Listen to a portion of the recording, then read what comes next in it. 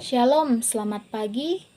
Puji syukur kita panjatkan kepada Tuhan, sebab karena berkat dan pertolongannya kita boleh dipertemukan kembali di tempat ini untuk membaca serta merenungkan firman Tuhan. Sebelum kita membaca serta merenungkan firman Tuhan, kita minta kekuatan pada Tuhan. Kita satu dalam doa, kita berdoa. Kami mengucap syukur Bapa atas segala berkat dan penyertaan-Mu yang selalu Engkau nyatakan dalam kehidupan kami. Nyata pada saat ini kami boleh berkumpul untuk membaca serta merenungkan sebagian dari firman-Mu.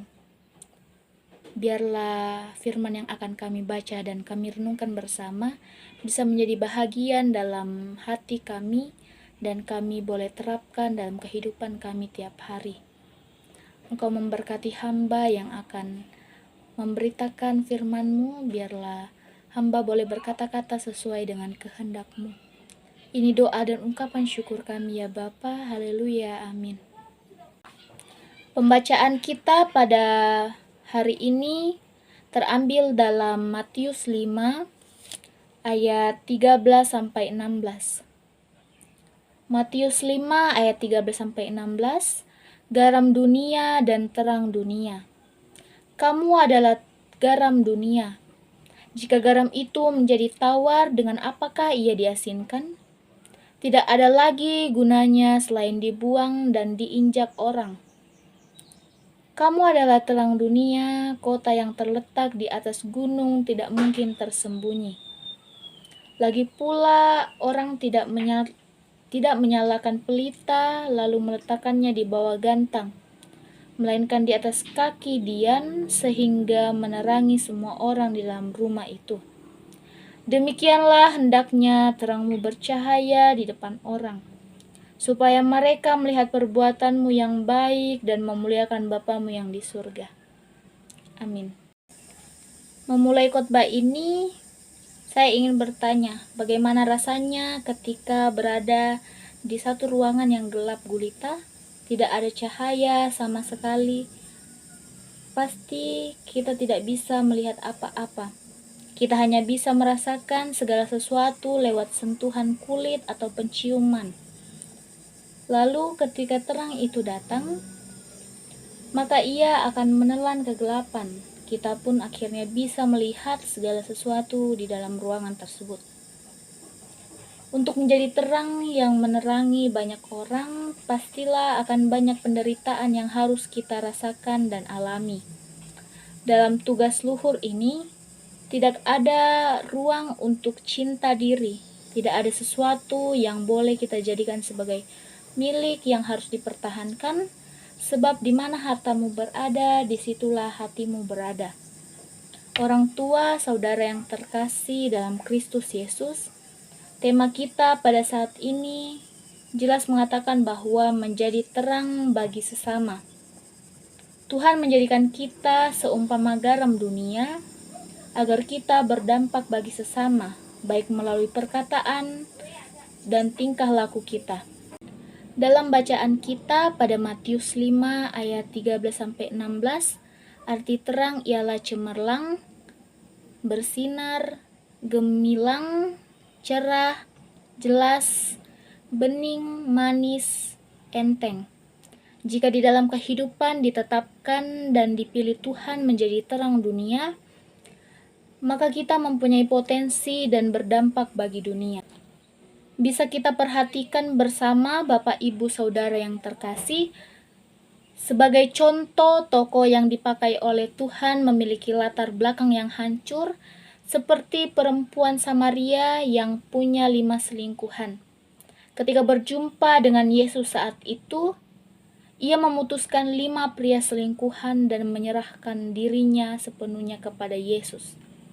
Dia kembali ke kotanya dan membawa satu kampung Samaria kepada Tuhan Yesus.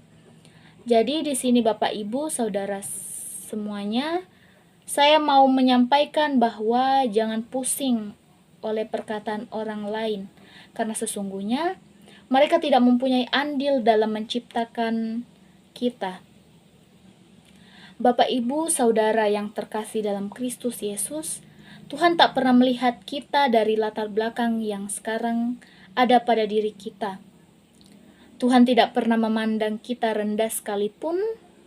Kasih dan setianya selalu dinampakkan dalam kehidupan kita. Tuhan tidak melihat kita dari status sosial, kaya atau miskin. Tuhan tidak melihat kita dari tua, muda, punya jabatan atau tidak. Bukan yang di depan mata yang dilihat Tuhan, jadi lakukan yang berkenan kepada Tuhan. Dalam Wahyu 3 ayat 16, memperlihatkan kepada kita bahwa Tuhan mau kita jujur. Terang kita bercahaya, bukan redup atau suka bohong. Karena orang yang jujur dicintai semua orang dan menuai kepercayaan.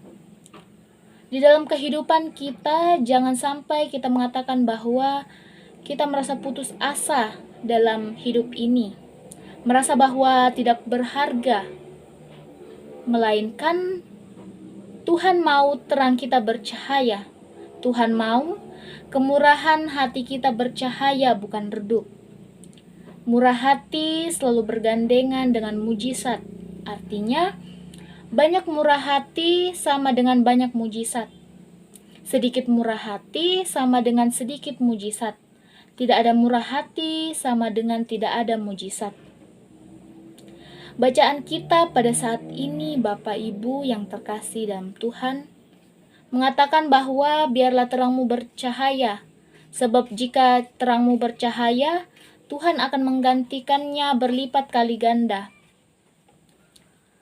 Tuhan mau kerajinan kita bercahaya, bukan redup, sebab Tuhan tidak punya kepentingan memberkati orang pemalas, melainkan punya kepentingan memberkati orang yang rajin.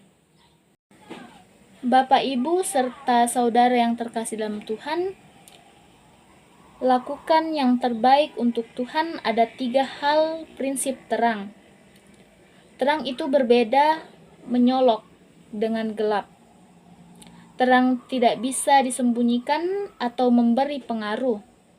Terang makin dibutuhkan di tempat yang gelap.